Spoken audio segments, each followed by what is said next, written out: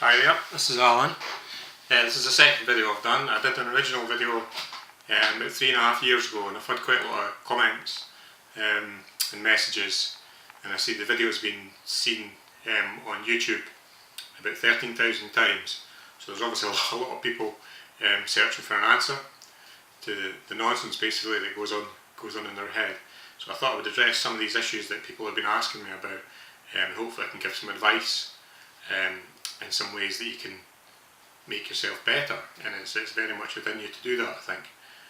Now, the biggest question I got asked is if I'm cured. Are you cured? Did changing your diet cure you? The first video I did was all about diet mostly, and something called excitotoxins, which is to do with all the chemicals and basically all the crap that's in food and drink, and how that affects your brain.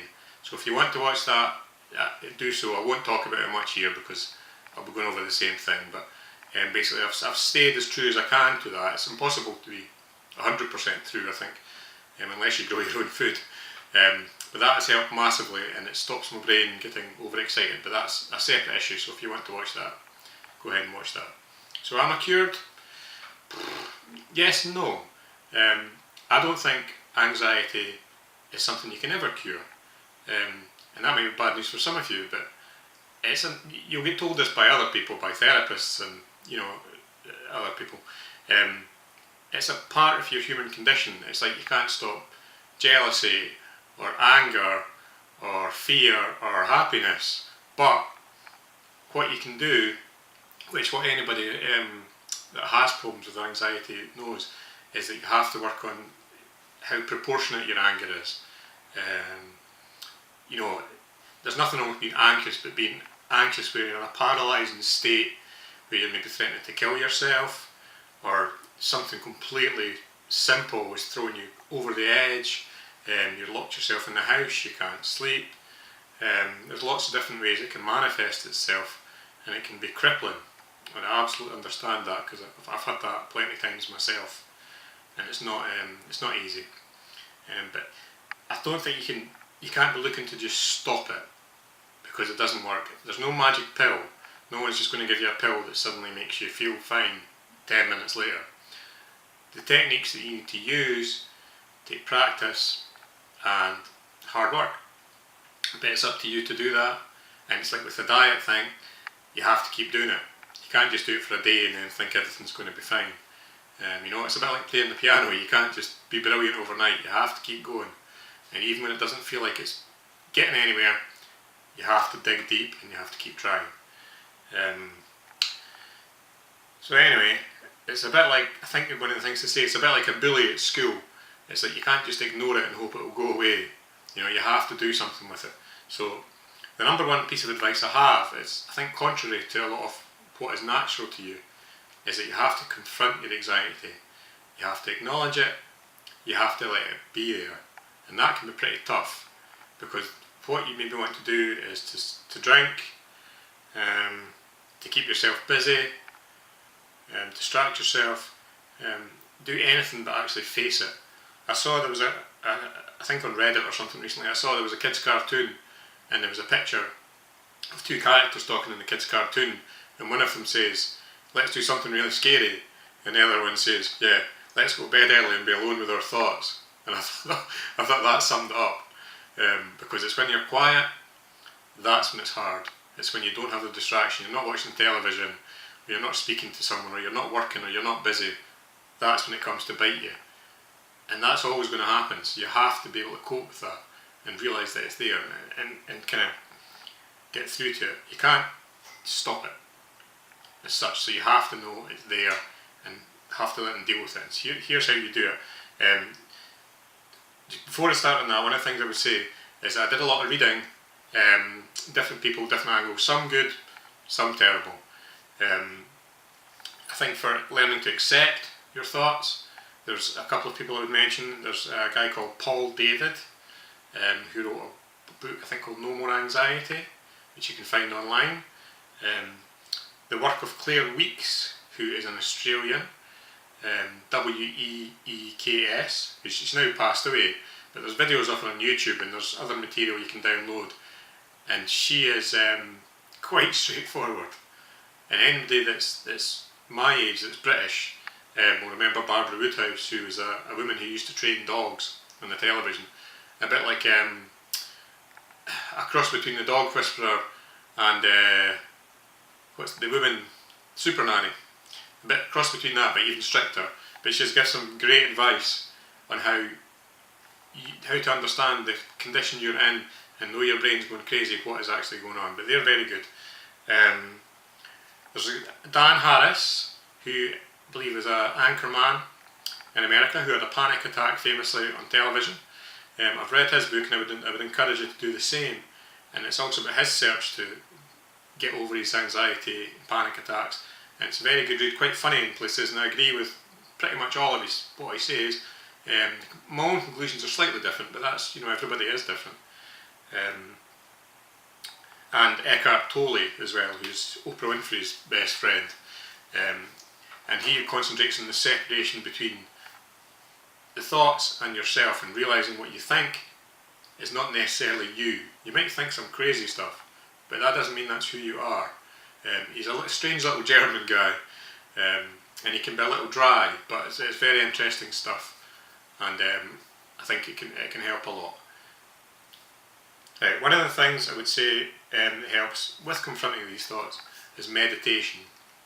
And I know the thought of that word will scare a lot of people away, because they think about hippies, they think about kaftans, people sitting chanting in a room, and it's something I was eager to get to for a long time but never could. And I think why I managed to get somewhere with it is because in recent years there's been a lot of scientific research into it and why it works, or does it work, and the idea of neuroplasticity, which is a relatively modern idea that your brain can actually change over time, and you can train it to change over time. There used to be very much that you would be told, and the medical thinking was, or scientific thinking was, that the brain that you were born with was the brain that you were stuck with. Now there's whole books about neuroplasticity now, and some of them are very interesting, about all sorts of things, how brains have been changed, and they're very malleable in the way that plasticine or clay is, so the science behind that is fascinating. One of the things I would recommend is there's a website called getmoreheadspace.com, which I'll put a link to in the bottom of the video. There's a Headspace app now. That's very good, because another thing with meditation is that I'm not a religious person at all. I'm a complete heathen, I think it'd be fair to say. So I wanted to do it from a scientific angle and also from a kind of non-spiritual angle if I could. And that's what that's like. And it's, what you learn is to concentrate on the now, and concentrate on what can you hear, concentrate on your breath, and always bringing everything back to what's actually happening now. Not what happened in the past or what's happening in the future, which is the past, I believe, is described usually as depression, and anxiety is worrying about the future. And you only ever live now, but your brain's going like this, back and forward. So what meditation does is gives you the ability to have these thoughts come into your head, and you can acknowledge them and say, oh yeah, I've got a crazy thought in my head. But you can learn to stand back from it. And in much the way everybody gets crazy thoughts. I once watched a programme not that long ago on the television here about anxiety, and there was a teenage boy who was in a mental institution, and he was scared that he couldn't be alone with his kind of nephews and nieces, because he had bad thoughts about abusing them, and he'd never done anything ever but these thoughts were in his head, and he had made himself so anxious that he couldn't be in the same room as them because he was so scared of his thoughts, and that was such a shame. And I'm sure he would never ever hurt them, but he'd convinced himself that he eventually would, because his thoughts had taken control. His actions were fine. It wasn't, your thoughts are one thing, and you can think about murdering someone, but actually doing it is such a different thing. And realising that these thoughts in your head are not the same as you. Everybody has crazy thoughts. Everybody drives down the street and says, oh, there's an old lady crossing in front of me, 100 points if I knock her down. But it doesn't mean you're going to do it. That's just a stupid thought and you dismiss it, and you don't think about that thought ever again. And that's what you have to learn to do, and it takes practice. And it is difficult. You don't do meditation once and you're suddenly fine. You've got to practice and practice and practice, and you get better every day. Like piano, like any sport, anything you want to do, you've got to practice. It's very important. And sometimes it can be a little overwhelming at the start. And there's lots of different meditations on YouTube. I prefer the guided ones to start with, but now I can sit easily for 10-15 minutes in silence. And I could have never have done that a few years ago. My brain would have been racing, I would have been bored, I would have been restless, and I now can do that. And sometimes, even if I'm out for a walk or something with the dogs, I can stand and I can hear, and you listen to the birds, and you just kind of think about where you are, and it's so much nicer, and you appreciate what's around you. But it does take practice. There's whole kind of websites. There's a thing called the David Lynch Foundation, the famous film director, and there's lots of people connected with him that espouse, I suppose is the word, this kind of stuff, and they recommend it. And it's interesting to look at, and there's a lot of really, really famous people that do it just to keep themselves under control. Right. The other thing I would say is medication rather than meditation. If you feel you need to use it, use it. I think when I first started, I was really wary of using any kind of medication and thinking that there must be something wrong with me if I had to use medication. That's not true. If you're not having side effects, use it. If you were recommended medication for something else that was wrong with you, like your leg or your hip or your heart, you wouldn't think twice about it. But because it's your head, there seems to be some sort of desire not to do it, that you're not tough enough if you're doing it. And I was prone to that as well. And now I realise if I need medication, I'll take it. And ideally, you want to get it down where you're limiting it, and you don't want medication that's going to just knock you out. You certainly don't want things like sleeping tablets, because that's not a long-term cure. But if you eventually get down to a low dose or not needing it at all, that's great. But don't worry about that just now. That will come eventually. Another thing I would recommend, which I'm sure that a lot of you have heard before, is exercise. Got to get some exercise. One of the things I did when I was first really bad and I realised that it was getting on top of me was that I got rid of my Xbox because it was making me really angry. I was getting so wound up because I'm such a competitive person. And I got a dog, and the dog goes for a walk and I get out and I get the fresh air, and that's helped me a lot. And even on days, because I have a dog, even on days I don't feel like it, I still have to go out because the dog needs out or I'll crap in the house.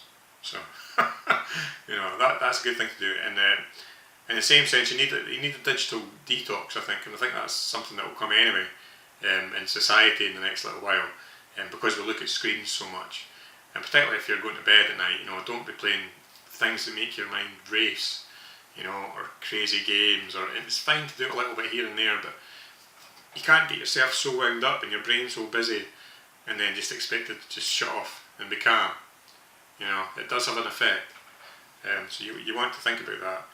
Now with exercise, I now go swimming once a week, as you can tell from my physique.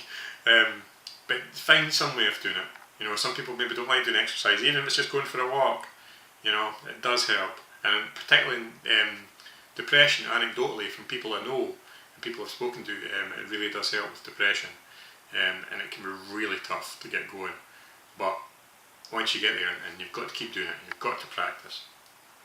Now, the last thing I'd like to mention, in terms of insomnia, one of the biggest lessons I learned, which I haven't seen particularly mentioned in many places, one of the ways I tackled it, was that most insomnia kind of guides and advice is that if you can't sleep, get up. Now, that used to really annoy me because I used to think, well, I'm never going to sleep if I'm not in my bed. Now, my advice would be, if you're lying in your bed and you can't go to sleep, but you're quite happy, then you can always doze. Everybody can doze. You can lie with your eyes shut and let your brain wander off, and hopefully not into negative thoughts, but if they do, fine, let them come and they'll pass again. Only if you're getting really wound up, then get up. change the situation, look out the window, go down to the kitchen, have a drink, whatever, then fine. But you're actually getting quite a lot of rest if you're lying in your bed. And this is something that Claire Weeks talks about in her books, that, you know, it's fine, you've got to give yourself a chance to recover. And some nights when I'm not getting to sleep very quickly, I mean, most of the time I get to sleep within 10-15 minutes, but other times I just have to learn to lie and doze. And sometimes I'll lie there for a couple of hours, and I will have like micro sleeps and little sleeps, but I'm getting a lot of rest. So don't underestimate that. And I think that's something that is contrary to the advice that's generally given out. So anyway, I hope that's helpful. If you want to give me any feedback, I know I've rambled on quite a lot, but hopefully this will cover some of what people have been asking, and I'm just doing this to try and help other people, because it's difficult to get advice. Make sure you talk to people, find somebody that can understand. If you don't know anybody in your personal life or your work life that can help you, find people online. There's lots of support groups. You're not the only one that feels like this. There's millions of people in the world feel like this. And I think as I talk about in the other video, with diet and chemicals, more and more people are going to feel like this, you know, as time goes on, because we just don't think that doing that to our bodies is a bad thing, you know, but it is. It's affecting our brains, and one day we'll realise that, much in the same way that smoking wasn't seen as bad for us for a long time, and you were encouraged to smoke in the 50s because it would clear out your lungs. And can you imagine that advice now? It would be crazy. So anyway, so thanks anyway. So if you want to get in touch, please do, and I hope that's been of some use to you. Thanks.